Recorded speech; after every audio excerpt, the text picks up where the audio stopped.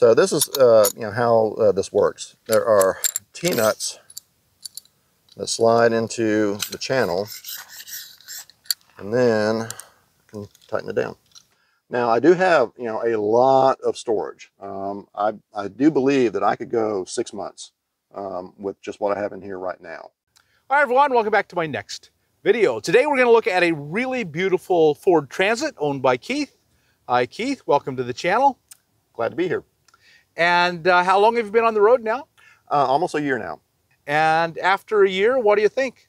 To me, this is just one of the easiest ways of living. And so a year ago, when you started to go full-time, what was the motivation for that? So I spent about 30 years in the corporate world. My background is science and technology. I was tired of working for other people, and so I wanted to work for myself. For a while, I was really into photography. So I do still photography, drones, stuff like that. And I really needed a vehicle that would allow me to get out into the world and stay there for an extended period of time. So I started doing the van conversion for that, but then I realized as I was doing it that there was actually more value in doing van conversions for people than just taking more pictures. So you're trying to support yourself on the road by doing van builds? Correct. The two things people ask me all the time, send me emails, and they have the money, that's not an issue. They just don't have the time or the skills or the tools.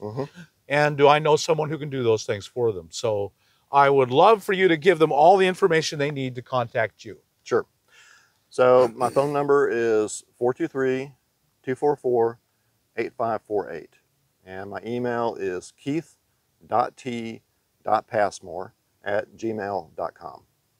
So if you're looking for a van build, especially a very light, strong, sturdy van build, then give Keith a call. And so I noticed right away is that you're using the extruded aluminum frames. Correct. Well, why don't we take a look? Sure. And folks, you can get an idea of exactly how to work with the extruded aluminum.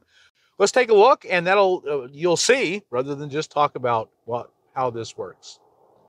So what a lot of other people have done is that they'll use the 80-20 in a conventional way. Essentially, it will just replace wooden members. You can do really nice wooden paneling or inlays. You can either leave it the way I've done it, which is just raw, or you can dress it up a lot.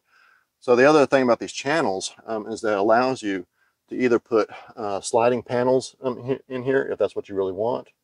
And of course, it also allows for the shelving to just go right into these channels. So I don't have any additional hardware.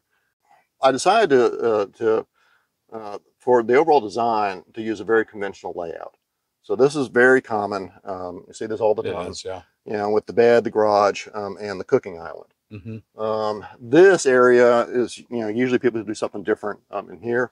What I did was I just wanted more storage, and plus it's a lot simpler to do, these type of framework versus trying to do something fancy with things rotating and sliding and that kind of stuff. In order to maximize storage, I wanted to have these things large enough that I could get these totes in here. And once I realized to standardize on these totes, I built everything around being able to get totes. So, I have all these totes up here. I have totes over here. I have totes down there. I have totes in the garage. I have actually 200 gallons of tote storage. Then there's all the other storage, like all this stuff. And, have an oil lamp here, have quick access to some clothing. So under this is the water tanks and batteries and all the electrical stuff. I wanted to have two of the most critical items. So I actually have two batteries, two 25-gallon water tanks, two inverters, two chargers, and so if something fails, I still have a complete system running. So I essentially have a passenger side electrical system and a driver side electrical system. So one of the most important aspects to me of a van conversion is the insulation. I'm using the principle of multiple thin layers. I actually have Thinsulate and this aluminized foam. So there's actually 4 layers of this foam aluminum foil composite in the ceiling. I also have these for the windows. I have strips of these LED lights throughout the van. And these things are, very low current. They're cheap. They're easy to install. They're bright. Because they're a very diffuse light, they don't have shadows. I'm all electric. I do all of my own cooking. And So how much solar do you have to be all electric? So I only have 100 watts of solar. Uh-huh. The thing that I have is I have 2 50 amp chargers, DC to DC. So I get most of my charge when driving. Just 100 watt of solar was enough to top me off to keep me charged up. And so I drive about every 3 days or so. And I have a single induction burner. I do have backup, of course. I can do, I can cook outside in wood. I have white gas, so I have, redundancy, but no propane.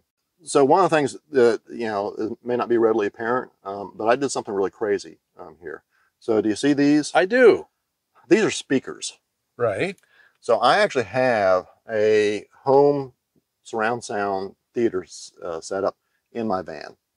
Oh yeah, I can see 5 speakers from here. Yep. So these are the 5 speakers. I sit here. I put a screen up there. I have a projector. A projector. Yep. Uh-huh. So, and over here, I have the audio visual receiver, Blu-ray player, and a music server. So I have over 1,000 albums on my music server. I have over 1,000 video discs. So if I'm not, if I'm in an area where I don't get the internet, not a problem at all. No. I did, a number of things, but there are also things I did not do deliberately. There's no exhaust fan. So I was a little bit of a coward because I didn't want to cut a hole in the roof of the van. That's one of the things that you see people do all the time is putting, exhaust fans. But I wanted, as simple a build as possible. I didn't want the, the hassle of doing that. So this must be a hot water tank. Yeah, it's a 2.5 gallon Bosch hot water heater. So I think it's just crazy that I can actually run a hot water heater off a battery. Mm-hmm. So these are, of course, lithium ion batteries. Mm-hmm. They're 300 amp hour each. Oh wow, that's big. Yeah, and so they're expensive, but the studies have shown that in terms of cost per charge, cost per usage, the lithium ion is definitely the cheapest way of going. Do you have a fridge? So it's a dual zone. People will take a look at this and go, oh, I'll need something bigger. It's like, I have to make sure that I don't let things go bad in there. If you get involved in this type of lifestyle, it comes with the territory. You have to be a little bit of a minimalist. We tend to get accustomed to having a large amount of stuff in a refrigerator and that type of thing. It's just not needed. Now I do have a lot of storage. I do believe that I could go 6 months with just what I have in here right now. I have rice and beans. I have canned stuff. I have dehydrated stuff, pasta, that kind of stuff. Well, why don't we take a look on the outside? Sure. This is my solar. Mm-hmm. So this is the garage. Now, of course, these are the water tanks. The battery is right behind there. This is a power distribution panel. And here's another power distribution panel. So that's the passenger side setup. The driver's side setup is essentially the same. So I can charge the batteries either while driving with the DC to DC charger. I, of course, have solar and also AC to DC charger. So if I'm in a campsite with a power, I can just run my extension cord and trickle charge the batteries that way. Right. And this is the cable for the solar. So one reason I didn't want to put solar on the rooftop is that during the summer, I want to park in the shade. Right. And so I have the ability to have 50 feet, but I haven't had to use that so far. But in the summer, I probably will. So this is something I'm really pleased with. So I use this material. So this is the foam with aluminum on both sides. So it's similar to Reflectix, but it's not the same brand. I think it's a little bit different. This is U.S. Energy Products, available from Amazon. It's about $1 a square foot. I have the wind deflector, and this fits up inside the wind deflector. Oh, nice. There you go. Wow, Like and external. That really keeps it as cool as it can be. There's enough magnets to hold in place, and it's lightweight enough that the wind doesn't get underneath it. So that's holding it in place temporarily. And then just slide these into the channel right there. There you go. So this is how this works. There are T-nuts that slide into the channel, and then you can tighten it down. And then you can put another piece in this way. So this sounds like my kids' days when I built erector sets. Sometimes this is called, erector sets for adults. Yeah. It's the same type of thing. Yeah, very similar. What's neat about this stuff is that, I built this back in, say, February. But as I've been on the road and as I've, learned things, I've been able to modify it on the road to make things more useful. Yeah, that's great. Yeah, I can see why you'd do it. I would assume it's a little more expensive. Yes. So for this conversion, there's a lot in here. In material. In material. Wow. Yeah. So the upper cabinets, it took about $2,000 in material to do the upper cabinets. Oh, wow. It was about $6,000 to do all the lower stuff. And then it was almost $1,000 in shipping because these long rails are difficult to ship. So I have transitioned most of these over to a 2-hole because these will not rotate. Right. So this will keep things an awful lot straighter and more square than these. These are simpler and cheaper, but they're not as strong as these. So the beauty of this is that, not only can you attach, this hardware, but there are other things that you can do also. So this is a carriage bolt. And these carriage bolts are just the right size that they can go into these channels also. And then you have a place where you can bolt something to it and slide this wherever you need it to. But anyway, the other component of this is how long did it take me to do this? It took me about 4 months to do this build. I think that I could recreate this, knowing what I know now, in about 2 months.